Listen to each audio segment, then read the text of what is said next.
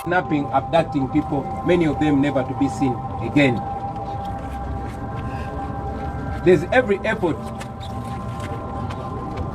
to communicate to Ugandans by the regime that they are powerless and they are alone. By arresting me with more than 100 others and handpicking me, taking me to my home and charging the rest, the Nubian Lees, the Edimutwes and the rest, with illegal possession of firearms when I was the one leading that team. I was arrested with that team. I am their leader. But they took me to my house and charged the rest with illegal possession of firearms. There's a reason. They're trying to disconnect us. They're trying to isolate me and isolate Ugandans as well. You must be smart to see beyond these lies. Today, very many Ugandans are being killed.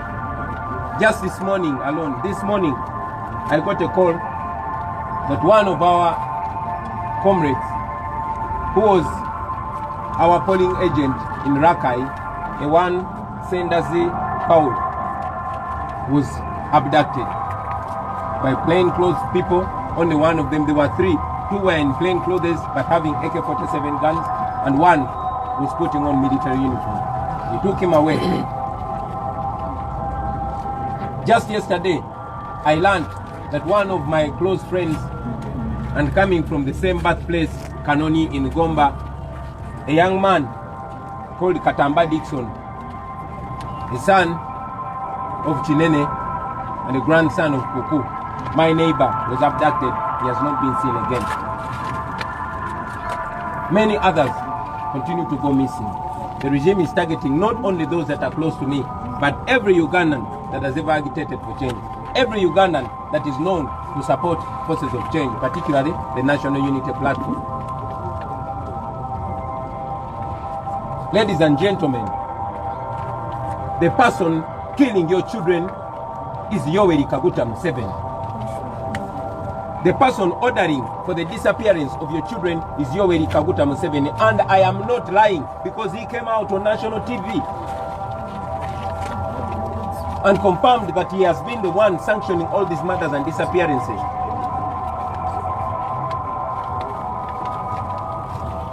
It's unfortunate that almost all institutions have died in our country. I know this is a matter of human rights, but I've informed you in the past, like I'm informing you again, that we have petitioned all human rights initiatives here in Uganda. We petitioned the Uganda Human Rights High Commission. We went there, and the late Medi Kagwa was blunt. He told me, because he grew up with me here in Kamwokya, he took me on the side and told me that he is powerless. He cannot do anything. The commission is powerless. In his words, he said, we are living in a military dictatorship. I reported to the commission after the Arua torture. We reported very many times, and yes, very many cases of torture and abuse of human rights.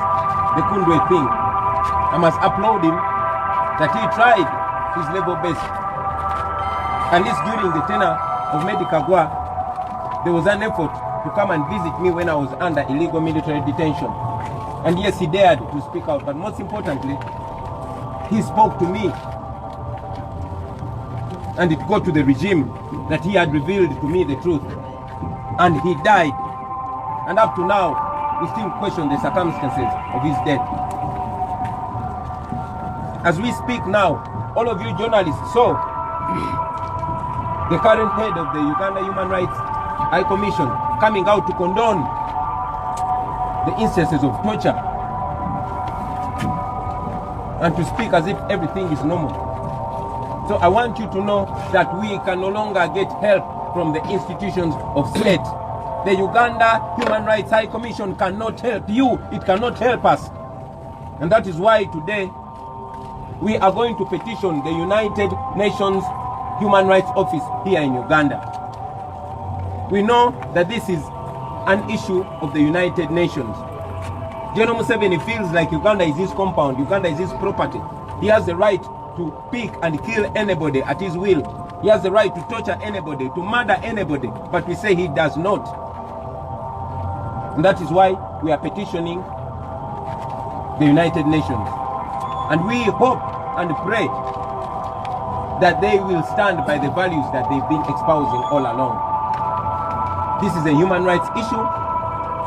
Uganda is a signatory to all the human rights declarations internationally, and we are bound to those values. The government of Uganda is supposed to respect the rights of the people of Uganda. But again, I must tell you, fellow Ugandans, that we are on our own. You are on your own. While we pray, while we hope, we must remember that God can only do for us what he can do through us.